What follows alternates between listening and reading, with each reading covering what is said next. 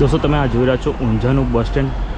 અહીંયા પહોંચવા માટે તમને ગુજરાત એસટીની બસો આસાનીથી મળી રહેશે। જો તમારે ત્યાંથી ડાયરેક્ટ બસ ના હોય તો તમે મહેસાણા આવી શકો છો। મહેસાણા અહીંથી 25 કિલોમીટરના અંતરે આવેલું છે। એના દ્વારા તમે ઊંઝા સુધી પહોંચી શકો છો। ઊંઝા બસ સ્ટેન્ડથી ઉમિયા મંદિર માત્ર 3 કિલોમીટરના અંતરે આવેલું છે અને તમે ઊંઝા બસ સ્ટેન્ડથી બહાર નીકળો છો ત્યાં તમને ઓટો મળે છે, માત્ર તમને 10 રૂપિયામાં મંદિર સુધી પહોંચાડી દેશે। જો તમે ઓટો દ્વારા આવો છો તો તમને અહીંયા ઉતારવામાં આવતા હોય છે ને અહીંથી તમને ઓટો મળી જતી હોય છે। જો તમારો પર્સનલ વ્હીકલ લઈને આવો છો તો અહીંયા પાર્કિંગ વ્યવસ્થા બહુ સારી આવેલી છે। તો અહીંયા બાઇકની એવું પાર્કિંગ કરો છો, આગળની સાઈડ તમે 4 વ્હીલ પાર્ક કરી શકો છો। મંદિરની બહારની સાઈડ પ્રસાદ અને ચુંદડીને એવું મળી રહે છે। તે ઉપરાંત મંદિરની અંદર પણ પ્રસાદ અને ચુંદડી મળતું હોય તો ત્યાંથી પણ તમે લઈ શકો છો। જ્યાં ગેટ પાસે તમને આ ઉમિયા માતાના દર્શન થઈ જશે તો તેના દર્શન કરી લીધો। મંદિરની બિલકુલ બાજુમાં અહીંયા ઉમિયા પ્રસાદ ઘર આવે છે, તો વિશ્રામ ગૃહમાં અહીંયા બુકિંગ કરવું હોય તમે અહીંથી કરી શકો છો। ઉમિયા માતાના 3 થી 4 વિશ્રામ ગૃહ આવેલા છે, તો ભાવ અને બધું તમે લખેલું હોય છે, તો તે ભાવ તમે જોડો છો ને અહીંથી બધાના બુકિંગ થતા હોય છે।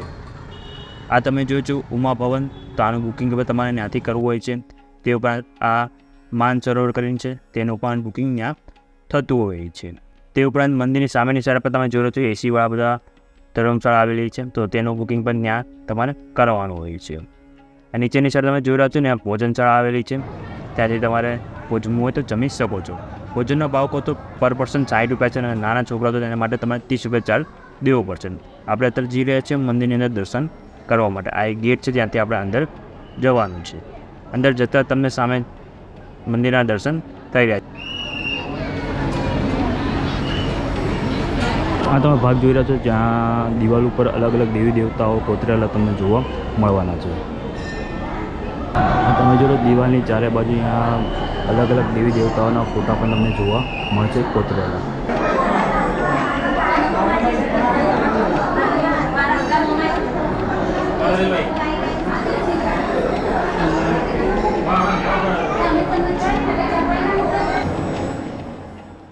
આની ચારે બાજુ ખૂણા બનેલા છે, ખૂણામાં અલગ અલગ દેવી દેવતાઓના પણ દર્શન તમને થતા હોય છે।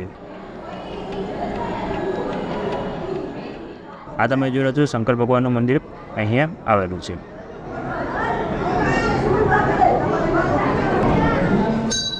આ તમે હનુમાનજી દાદાના દર્શન કરી રહ્યા છો।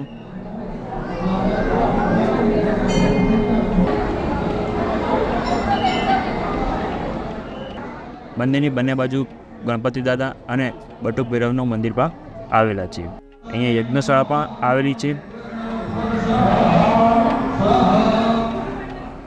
આ તમે જોઈ રહ્યા છો મંદિર, તમને ચારે બાજુ મંદિર બતાવી દઈએ કંઈક આવું તમને મંદિર જોવા મળતું હોય છે।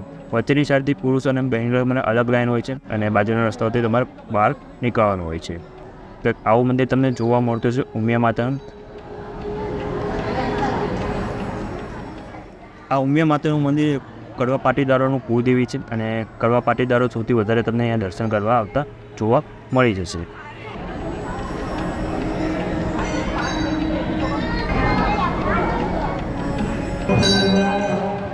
આ તો મંદિરની સામેની ભાગ જોઈ રહ્યા છો, તો બંને બાજુ મંદિર આવેલા છે બટુક ભૈરવ અને ગણેશજીનું, અને વચ્ચે ઉમિયા માતાનું મંદિર આવેલું છે।